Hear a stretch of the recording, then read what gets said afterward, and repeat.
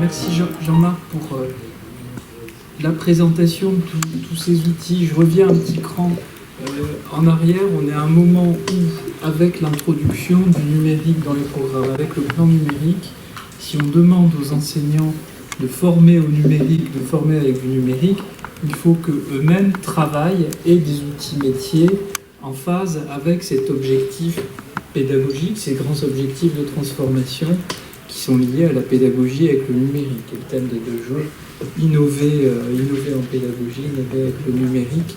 On a là des exemples extrêmement prégnants, réalisés, opérés par Canopé. Ce qui est important de voir, c'est que tous ces outils, collaborer, partager, s'auto-former, indexer, autoproduire et co-construire, aussi, c'est dans le fond toutes les valeurs qui décrivent la société numérique.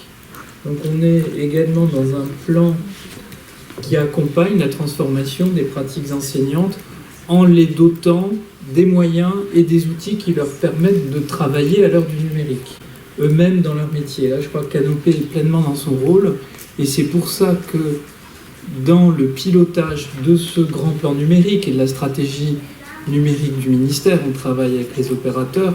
Je cite également le CNED, qui est extrêmement engagé dans la transformation numérique de la production des enseignements à distance qu'il est en train d'opérer. Canopé a fait sa mue numérique et travaille également avec cette articulation entre numérique et présentiel, numérique et proximité.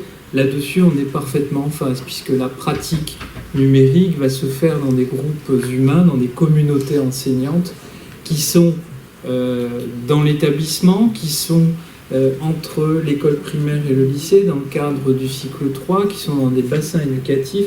Donc on a là, je pense, toute la panoplie d'outils qui donnent sens et qui rend possible la réalisation des missions. Il va falloir évidemment réussir et compléter parfaitement la diffusion. Il ne suffit pas de produire les plus beaux outils du monde pour qu'ils soient utilisés par 100% des gens, tellement ils sont bien, hein. C'est tout l'accompagnement utile. Et ce que tu as dit tout à l'heure sur l'ESP, c'est-à-dire que cette panoplie d'outils, ce système intégré, ce système cohérent, il doit être, à mon avis, donné comme outil de formation dès l'ESP aux jeunes enseignants. C'est comme ça qu'on va acculturer l'ensemble des générations futures d'enseignants dans cette transformation numérique de l'éducation nationale. Quand on voit les taux de déploiement de ces outils, ça c'est toute la force de frappe des ateliers Canopé, toute la force de frappe des actions de formation qui sont conduites en académie, la force de frappe de toutes les SP qui sont en train de bien monter en puissance, et pouvoir le faire savoir, pouvoir échanger, c'est toute la force qu'on souhaite donner au réseau social via Éduc. On voit aujourd'hui qu'il y a des dizaines de milliers d'inscrits et de participants, de contributeurs sur via Éduc.